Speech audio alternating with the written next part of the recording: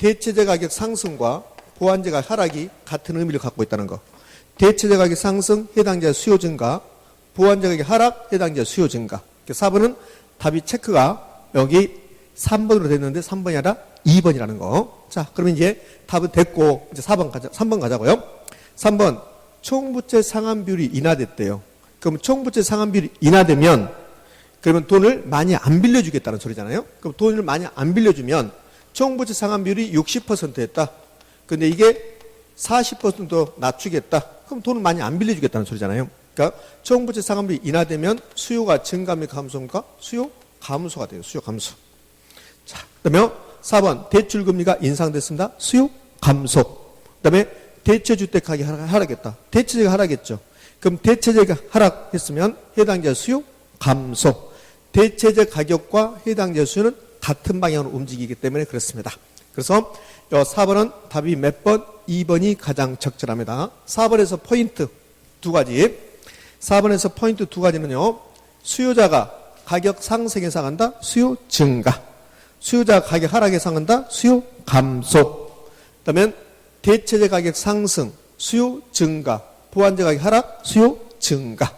대체재 가격과 보완재 가격은 반대로 생각하시면 되니까요. 그래서 4번은 답이 2번이 적정합니다. 4번의 답 2번입니다. 자, 5번 문제로 가죠. 5문제. 5번 문제는 지금 아파트 시장에 대한 설명으로 틀린 거 그랬습니다. 자, 그럼 갑시다. 이렇게. 자, 정상기를 가져간다겠습니다. 1번. 소득이 증가면, 그럼 소득이 증가하면 수요가 증가했죠. 그럼 수요가 증가하면 균형 가격은 상승하고 균형 거래량은 뭐한다? 증가한다. 옳은 말이죠. 그러니까 정상제를 가정했으니까 정상제는 소득이 증가하면 그러면 수요가 증가하는 거죠. 그러니까 수요가 증가하면 균형 가격은 상승하고 균형 거래량은 증가한다. 자, 2번. 틀린 거 고르는 겁니다. 틀린 거. 2번. 수요 측면에서 대체재가 하락했답니다. 이건 대체재가 하락이죠. 그럼 수요 측면에서 대체재가 하락했다. 수요 측면에서 대체재 가격, 이 대체재 가격과 해당자 수요는 같이 움직이잖아요. 그럼 대체재 가격이 상승했다. 그럼 해당자의 수요는 증가, 감소? 증가잖아요. 증가. 그럼 대체재 가격이 하락했다겠네요. 그럼 대체재가 하락했다. 그럼 수요 측면에서 대체재가 하락했다. 이 말은 아파트 입장에서 연립주택 가격이 떨어진 거죠. 그럼 연립주택 가격이 떨어지면 연립주택 많이 살 거니까 해당제 아파트 수요는 감소하겠죠. 감소. 그럼 아파트 균형 가격은 상승합니까? 하락합니까? 해당제의 수요가 감소했잖아요. 그러면 수요가 감소하니까 가격 하락하고 거래량도 감소하는 거죠. 가격 상승이 아니라 가격 하락, 거래량은 감소. 두 재화가 대체재 관계에 있으면 가격이 같이 움직이잖아요. 대체재 가격이 떨어졌다. 그럼 해당제 가격도 떨어져야 되잖아요. 답이 2번입니다. 자, 2번. 그러니까 2번은 대체재 가격이 하락했다. 그러면 해당제 수요 감소. 수요 감소하면 해당제 가격 떨어지고 거래량도 감소하고. 3번. 3번은 생산 요소가 나왔으니까 공급이죠. 그럼 생산 요소 가격이 하락했습니다. 그럼 생산 요소 가격이 하락하면 공급이 증가하는 거죠. 공급 증가. 그럼 공급이 증가하면 가격은 하락하고 거래량은 증가한다. 옳은 말. 4번. 매도자들이 가격 상승을 예상하고 있다면 매도자들이 가격 상승 예상하고 있다. 이거는 공급자가 가격 상승 예상하고 있죠. 여러분이 공급자입니다. 아파트 가격이 올라갈 것 같아요. 그럼 아파트 가격이 올라갈 것 같으면 지금 아파트 파는 겁니까? 나중에 파는 겁니까? 나중에 파죠? 그럼 공급이 감소하죠. 공급 감소합니다. 공급 감소.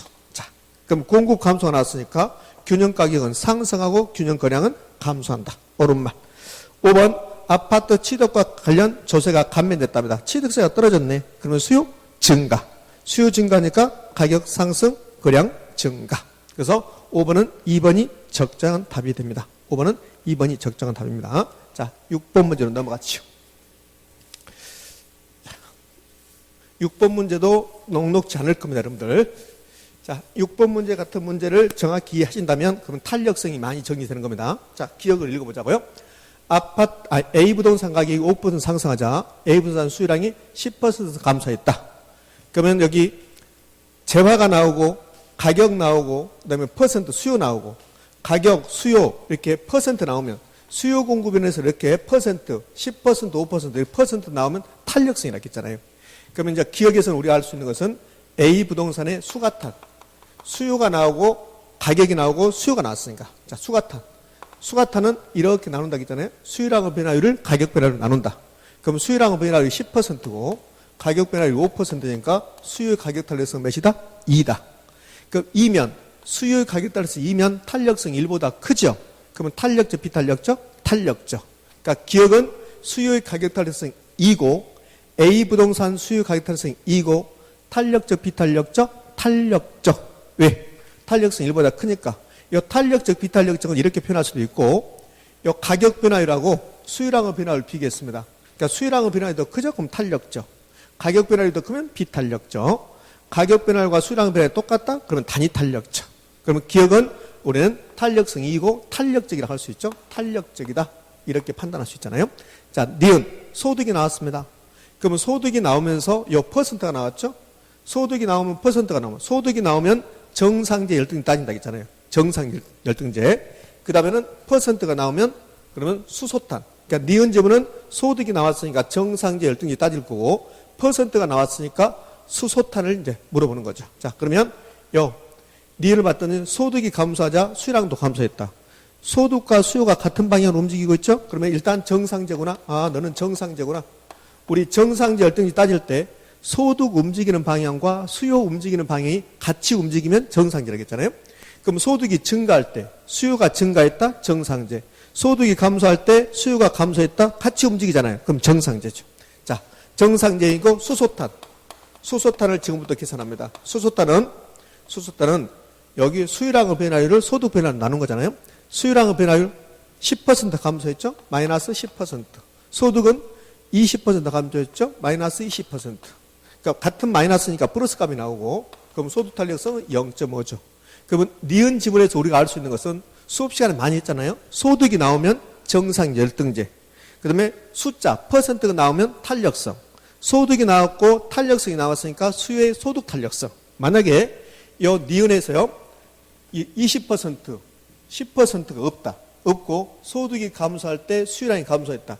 이렇게 나오면 그것은 정상제냐 열등제냐 물어보는 거야. 근데 이 숫자, 퍼센트가 나오면 탄력성까지 이제 같이 물어보는 거라고.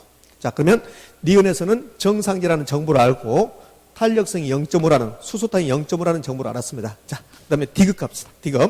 디귿은 부동산이 두 개 나왔습니다. 재화가 C 부동산하고 D 부동산. 그럼 C, D 재화가 두 개 나오면 대체제냐 보완제 물어보죠. 재화가 두 개 나오면 대체제 보완제 물어본 거잖아요. 그럼 일단 재화가 두 개 나왔습니다. 한 재의 가격이 상승할 때 다른 재 수요량이 감소했습니다. 반대로 가고 있죠? 아, 두 재는 보완제구나. 보완제. 자, 그다음에는 재화가 두 개 나오면서 퍼센트가 나왔네요. 퍼센트 이렇게 퍼센트가 나왔습니다. 그러면 탄력성은 교차 탄력성, 수교탄. 수요의 교차 탄력성 가죠. 수교탄은 C 부동산 가격 5%가 상승했죠? 플러스 5%.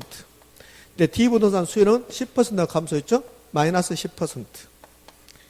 그러면 두 자는 보완제 관계에 있고 교차 탄력성은 마이너스 10을 플러스 5로 나누니까 마이너스 2가 되는 거죠. 이렇게. 그러면 기억, 니은, 디귿 우리가 알아야 될 정보 다 끝났습니다. 자, 그러면 이제 틀리게 설명된 거 그렇습니다. 그럼 이제 1번에서 여기 1번부터 5번에서 틀리게 설명된 거 보자고요. 1번 A 부동산은 가격에 대해 수요 탄력성은 탄력적이다. 옳은 말이네. 탄력성 2가 나왔으니까. 2번 B 부동산의 수요의 소득 탄력성 0.5다. 소득 탄력성 몇입니까? 0.5네. 옳은 말. 자, 3번 B 부동산은 정상제이다. B 부동산은 정상제잖아요. 정상제입니다. 자, 그다음에 4번 C 부동산 가격 변화에 대한 D 부동산의 수요 교차 탄력성은 마이너스 0.5다. 마이너스 0.5가 아니라 마이너스 2죠. 마이너스 2. 그래서 4번이 틀렸습니다. 자, 5번 C 부동산과 D 부동산은 보완제 관계에 있다. 보완 관계에 있다. 옳은 말입니다. 그래서 답은 몇 번? 4번이 가장 적절합니다. 6번 문제, 이 정도 문제를 풀어주셔야 돼요.